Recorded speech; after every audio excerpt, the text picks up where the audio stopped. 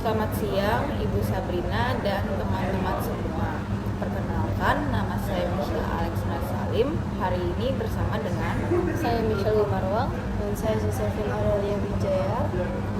Dan pada kesempatan hari ini kami akan mempresentasikan mengenai analisa segmentasi, targeting, positioning atau SMP serta marketing mix 4P dalam konteks pemasaran berkelanjutan.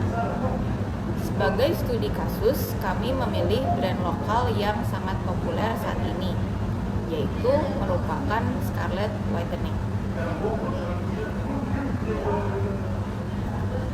Sebelum masuk ke analisis, izinkan kami menjelaskan sedikit mengenai latar belakangnya.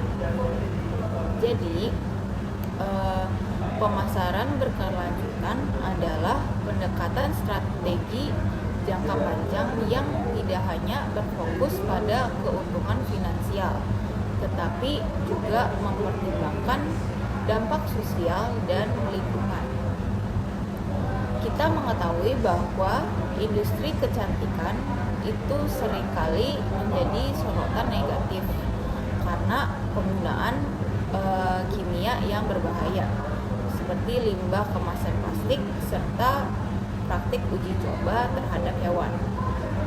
Di tengah tantangan ini, Scarlett sebagai UMKM lokal berhasil menunjukkan bagaimana brand bisa tetap tumbuh dengan menggabungkan strategi digital marketing, khususnya lewat platform seperti TikTok, dengan nilai-nilai etis seperti self-care dan kepedulian sosial.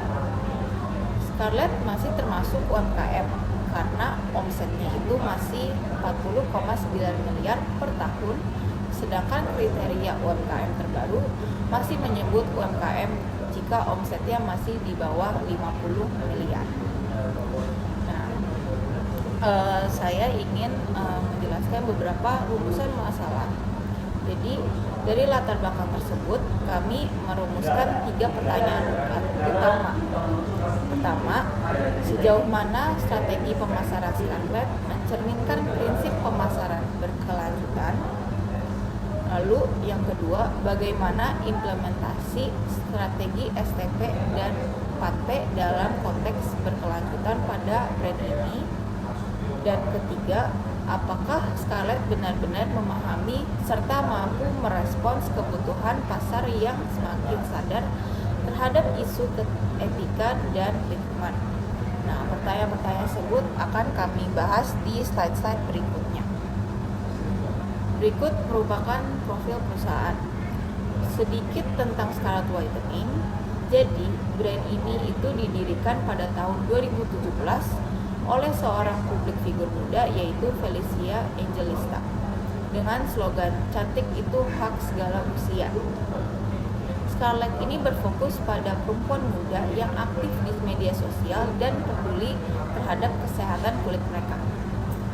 Produk-produknya di antara lain itu ada body lotion, shower scrub, serum, dan facial wash. Semua produk Scarlett ini sudah memiliki sertifikasi BPOM dan cruelty free sehingga aman dan etis untuk digunakan.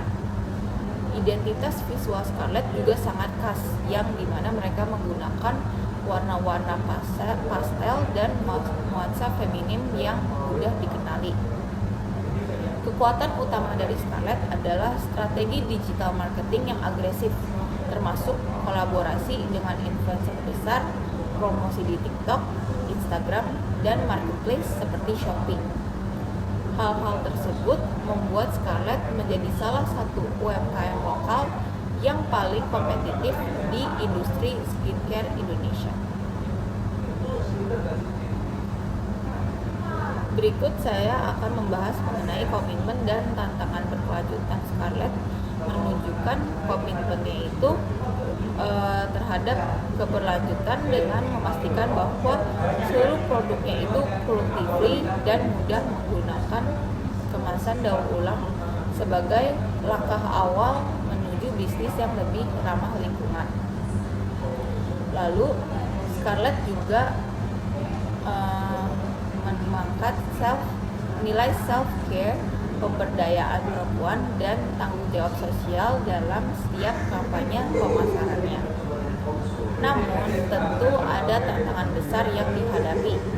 Contohnya, seperti tingginya biaya untuk kemasan ramah lingkungan dan risiko greenwashing, yakni ketika brand dituduh hanya pura-pura peduli terhadap lingkungan.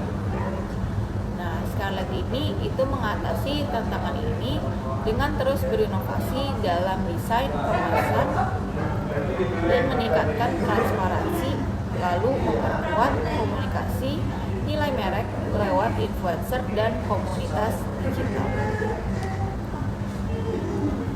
Lalu saya akan menjelaskan mengenai analisis STP. Yang pertama ada segmentasi pasar. Scarlett meliputi demografis pria wanita usia 15-35 tahun yang aktif di media sosial dan peduli terhadap penampilan. Geografis mencakup kota besar maupun daerah melalui jaringan e-commerce dan reseller lokal. Psikografis mereka yang mengikuti tren kecantikan global seperti King Beauty serta mengutamakan kualitas dan nilai etis dalam memilih produk. Perilaku dipengaruhi oleh ulasan online, rekomendasi influencer, dan berbagai promosi digital. Lalu ada targeting Scarlett, fokus pada perempuan berusia muda 15 hingga 30 tahun, terutama mereka yang baru mulai membangun rutinitas perawatan kulit dan menghargai produk-produk yang gluten-free dan ramah lingkungan. Dan juga ada positioning Scarlett, memosisikan diri sebagai affordable luxury produk lokal dengan kualitas sebanding dengan brand internasional, tetapi tetap dengan harga terjangkau. Scarlett ingin dikenal bukan hanya karena produk kecantikannya, tapi juga sebagai brand yang peduli akan berkelanjutan dan nilai sosial. Selanjutnya saya akan menjelaskan mengenai produk. Dalam aspek produk, Scarlett berusaha menawarkan produk berkualitas yang aman, efektif, dan juga ramah lingkungan. Mereka menggunakan bahan-bahan alami seperti glutathione dan niacinamide yang tidak hanya efektif tapi juga lebih aman untuk kulit. Scarlett juga mulai beralih ke kemasan yang minimalis dan mendukung prinsip reduce, reuse, recycle, meski masih ada ruang untuk inovasi lebih lanjut. Yang kedua ada price. Dalam hal harga, Scarlett menetapkan harga yang relatif terjangkau. Strategi ini memungkinkan brand menjangkau segmen konsumen yang lebih luas, terutama di kalangan menengah ke bawah. Tantangannya tentu saja adalah bagaimana mempertahankan keseimbangan antara harga kompetitif dan biaya produksi bahan berkelanjutan yang umumnya juga lebih mahal. Yang ketiga ada place atau tempat atau distribusi. Distribusi produk Scarlett dilakukan secara hybrid melalui toko fisik, e-commerce, serta reseller lokal. Pendekatan ini bukan hanya memperluas jangkauan, tapi juga memungkinkan pengelolaan logistik yang lebih juga efisien, mengurangi emisi karbon akibat distribusi jarak jauh, dan mengoptimalkan penggunaan kemasan. Lalu ada promotion atau promosi. Strategi promosi Scarlett sangat kuat di dunia digital. Mereka menggunakan media sosial, menggandeng influencer yang terkenal, dan mengadakan kampanye sosial untuk mengedukasi konsumen tentang pentingnya memilih produk kecantikan yang bertanggung jawab secara sosial dan lingkungan. Kampanye seperti #ScarletLove menjadi contoh bagaimana Scarlett membangun koneksi emosional dengan konsumennya. Evaluasi 4P dalam pemasaran berkelanjutan. Secara keseluruhan, Scarlett telah berhasil mengintegrasikan prinsip keberlanjutan dalam strategi 4P. Yang pertama, produk dengan bahan alami. Kedua, harga tetap terjangkau untuk inklusivitas. Yang ketiga, distribusi luas namun lebih ramah lingkungan. Dan empat, promosi aktif yang menekankan nilai keberlanjutan. Meskipun begitu, masih ada tantangan yang perlu diatasi, terutama dalam hal inovasi kemasan dan pengurangan penggunaan plastik.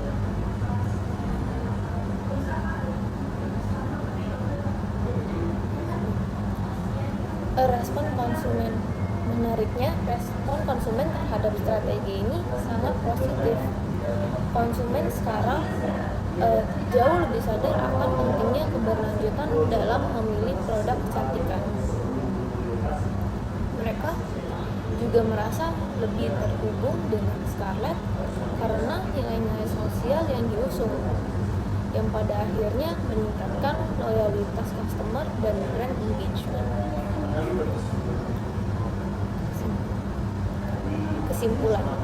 Sebagai kesimpulan, Scarlett Whitening telah membuktikan bahwa UMKM lokal pun mampu mengadopsi pemasaran berkelanjutan dengan efektif. Melalui kombinasi digital marketing yang kuat, penggunaan bahan alami, dan komitmen sosial, Scarlett menjadi contoh yang inspiratif. Kedepan, tantangan terbesar mereka adalah terus mengurangi penggunaan plastik dan berinovasi dalam kemasan yang lebih ramah lingkungan.